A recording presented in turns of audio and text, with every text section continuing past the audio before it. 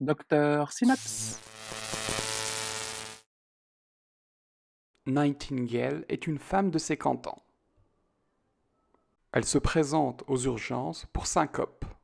Un peu plus tôt dans la journée, elle a présenté un urticaire au niveau du cou survenu assez brutalement, pour lequel elle a pris 2 comprimés de cétirizine sans amélioration. Aux urgences, elle rapporte une sensation de gonflement au niveau cervical. À l'examen physique, tu vois des éruptions avec des macules et des papules au niveau du cou, mais aussi au niveau du torse. Cœur, poumon et abdomen normal, comme paramètres, fréquence cardiaque 100 battements par minute, tension artérielle 90-40 mm de mercure, saturation en oxygène 97%. Quel est ton diagnostic flash? Tu peux faire pause pour réfléchir. Anaphylaxie. Tu donnes de l'adrénaline 0,5 mg en IM au niveau latéral de la cuisse, 125 mg de méthylprénisolone et tu fais un remplissage vasculaire avec du NaCl 0,9, 2 litres en 1 heure. 10 minutes après, ta tension artérielle remonte à 110-60 mm de mercure et la patiente rapporte une nette amélioration. Tu la gardes en surveillance avec un monitoring de tension artérielle. 4 heures après, tu la renvoies chez elle avec un bisou. Et tu lui prescris bien évidemment de l'adrénaline. 2 fois. Ce chapitre va être consacré à un sujet extrêmement important qui est l'anaphylaxie. Tout d'abord, la pathophysiologie. Il existe différents allergènes, des médicaments, les produits de contraste, des aliments, voire des piqûres d'insectes. Il existe 2 grands types d'anaphylaxie. Le plus fréquent, immunologique, lors d'un tout premier contact avec l'allergène, les lymphocytes B ou les cellules présentatrices d'antigènes vont reconnaître l'allergène et sécréter des IgE. Ensuite, la partie constante des IgE va se lier aux mastocytes. C'est la toute première phase. Quand tu es exposé une deuxième fois au même allergène ou un allergène qui lui ressemble, les mastocytes vont s'affoler. Avec sécrétion d'histamine, de tryptase, de TNF, s'ensuit une réaction en chaîne qui va causer au niveau des vaisseaux, mais aussi au niveau systémique, une explosion.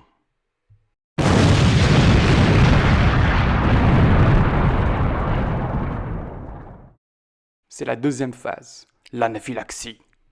Le deuxième type est non immunologique, souvent dû à des médicaments. Pas besoin d'IgE pour que les mastocytes s'affolent. Explosion. La partie la plus importante est de reconnaître une anaphylaxie. L'anaphylaxie peut toucher la peau, les voies respiratoires supérieures et inférieures, les vaisseaux sanguins et le système digestif.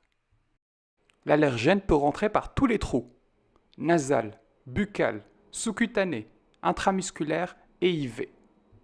On aura ensuite une sécrétion des 3 petites bombes qui peuvent se diriger au niveau de la peau et entraîner des symptômes mineurs tels que tuméfaction de la face, des yeux ou un urticaire. Ces bombes peuvent aussi entraîner des symptômes très sévères. Ça peut toucher les voies aériennes supérieures avec gonflement de la langue, du larynx ou de la trachée, avec une insuffisance respiratoire importante. Le gars peut avoir des difficultés à parler, voire une voix enrouée. Ça peut aussi toucher les petites voies aériennes. Le gars commence à siffler avec un wheezing. Ça peut aussi entraîner une toux très importante. Les petites bombes peuvent aussi se nicher au niveau des vaisseaux, entraînant une syncope, hypotension, voire même un choc. Mais comment ça se fait? La bombe va rentrer au niveau des vaisseaux, ça va exploser et entraîner une vasodilatation systémique. Ne jamais sous-estimer la vasodilatation de l'anaphylaxie. Ça peut être extrêmement important. Les bombes peuvent aller au niveau du système digestif, entraînant des vomissements ou des douleurs abdominales. Face à tous ces symptômes, comment vas-tu faire le diagnostic de l'anaphylaxie? Les derniers guidelines parlent de 3 critères. Ici, je vais simplifier les choses avec 2 critères. Si l'un des 2 critères est rempli, c'est une anaphylaxie. 1. Si les symptômes surviennent brutalement avec atteinte de la peau et atteinte des voies respiratoires ou du système cardiovasculaire ou du système digestif, c'est une anaphylaxie. Deuxième critère, si tu as une exposition à un possible allergène et que juste après tu as des symptômes qui surviennent brutalement associés à une hypotension ou atteinte des voies respiratoires supérieures ou inférieures avec bronchospasme. C'est une anaphylaxie. Retenez bien ces 2 critères. C'est extrêmement important. Troisième étape, il faut agir super vite et retenir en tête adrénaline, adrénaline, adrénaline, adrénaline. En 1, tu retires l'allergène. 2, t'appelles de l'aide. 3, c'est préférable d'allonger le patient. S'il a du mal à respirer, fais-le asseoir, mais jamais debout. 4, le plus important, tu donnes l'adrénaline. Et tu mets en place 2 voies veineuses. Comment donner l'adrénaline? Toujours de préférence en IM. 0,01 mg par kilo avec un maximum de 0,5 mg. Pour simplifier les choses, chez les enfants de moins de 5 ans, 0,15 mg, les enfants de plus de 5 ans, 0,3 mg, et pour les ados ou les adultes, 0,5 mg. Tu peux redonner une autre dose dans les 5 à 10 minutes. Donc, tu peux donner en tout 2 à 3 doses si nécessaire. Retiens que ce qui tue le patient dans l'anaphylaxie, c'est de ne pas donner l'adrénaline, qu'il y ait un retard ou que tu donnes une mauvaise dose. Retiens 3 choses. Le temps, ça doit être rapide.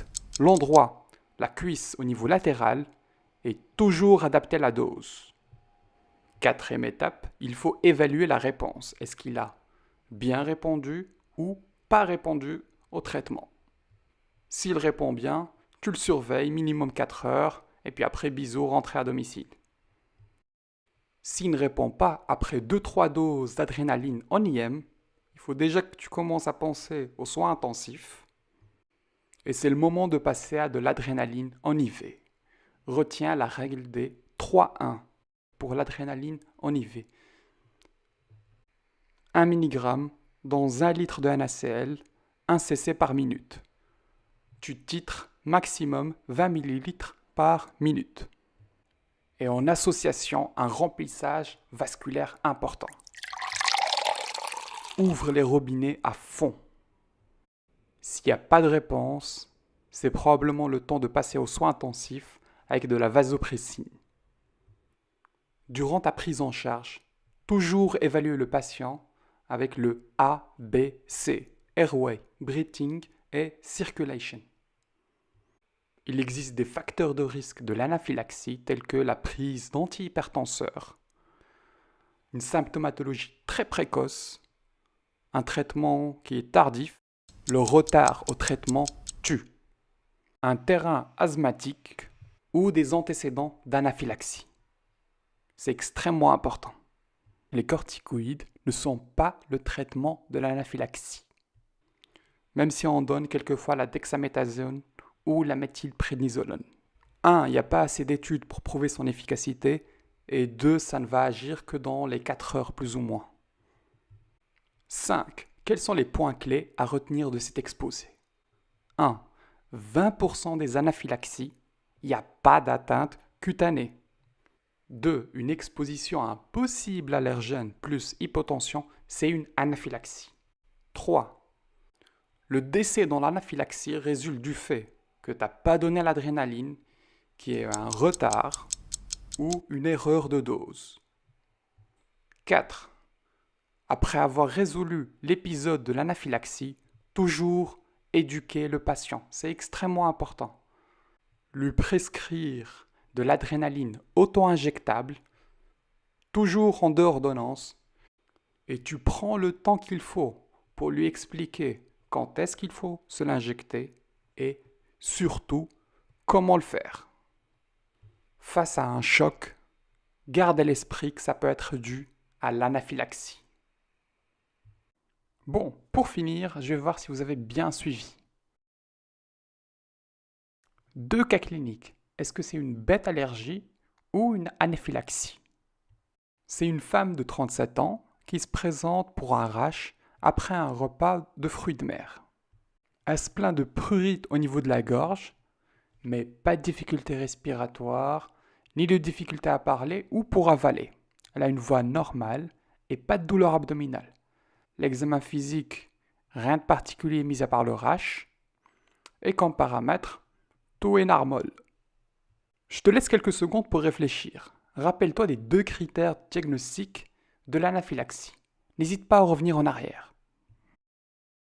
Ici, on a un rash, donc atteinte cutanée, mais fais attention, le patient a un prurite au niveau de la gorge et a probablement une atteinte des voies respiratoires supérieures.